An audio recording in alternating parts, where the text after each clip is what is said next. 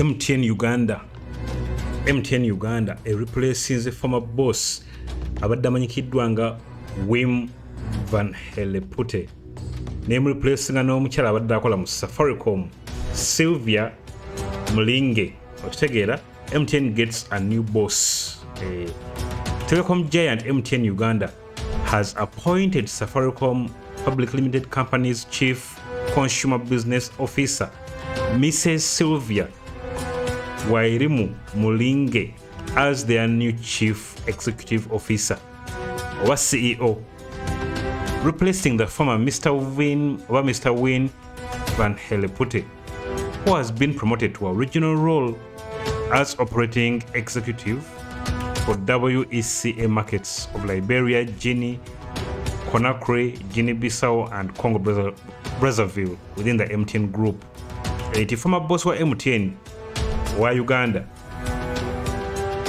alinyisiddwa eddala n'abeera nga omulimu gwe Uganda aguleka n'afuuka regional boss era ng'agenda kuba akulembera ensi nga nnya mu nsi eza Liberia, Guinea, Guinea-Bissau ne Congo-Brazzaville.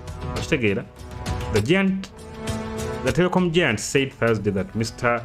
Vanhelleputte could cease to be the company's CEO effective July 31st, 2022, following the end of his tenure before taking on a new role effective 1st August 2022.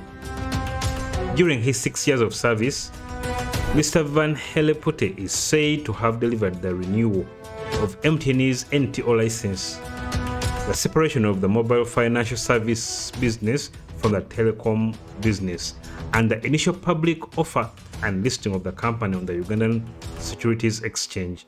Okubeera nga MTN Uganda yagenda public, okitegeera oba mu ngeri y'okuba nti Uganda bakola ki, batandika okuba nga bagula shares mu company, ebyo byonna byonna omusajja ono yabireeta. The board is grateful to Mr. Vanhelleputte for his outstanding service over the years and contribution to the company's growth during that period. We wish him the best in his new role.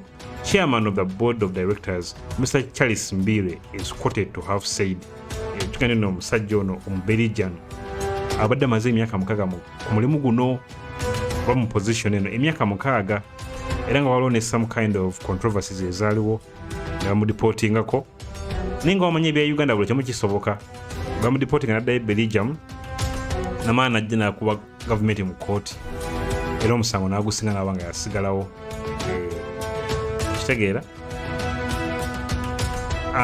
jjukira nno kati baleese omukyala amanyikiddwa nga oba omukyala omunakenya oyo, era nga in her current role at Safaricom, Miss Mulinge is responsible for driving the customer or the consumer telecom businesses, managing the overall brand, and leading the transformation of Safaricom to become a digital lifestyle enabler for consumers' lives.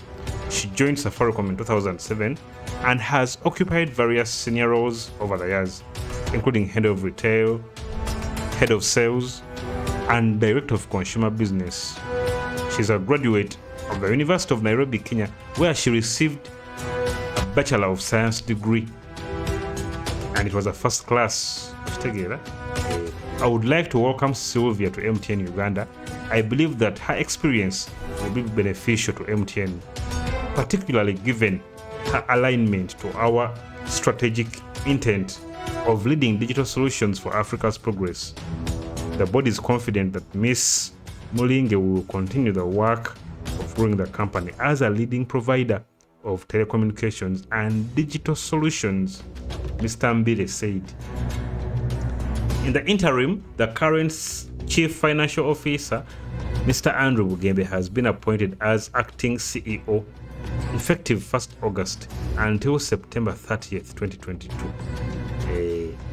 You can know there was some kind of deportation going on in Gambia. In 2019, Mr. Vanhelleputte was in the spotlight following his deportation in February the same year over the allegations of undermining state security. Later in June of the same year, President Museveni pardoned him and ordered the Immigration Department to remove him from the stop list. Mr. Vanhelleputte departed, or his departure followed the deportation of the then telecom company's chief marketing officer, Mr. Olivier Prenault, the French lady, Italian Elsa Mussolini, the general manager for mobile money, and Annie Kabura, who was Arandi's the general manager for sales and distribution in January, over what the government called activities that undermined national security. Mr. Vanhelleputte later on petitioned court challenging the deportation and the process used by the Ministry of Internal Affairs to ship him out, contending that he was never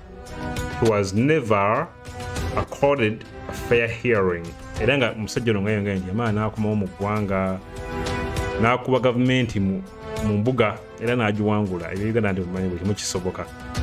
Ebyo nno ebimukwatako alekulidde era nga tufunye regional kuba tufunye CEO mpya mu Uganda, mukyala muna Kenya. Tell me what you think in the comments, and please don't forget to subscribe and hit the bell button. Peace.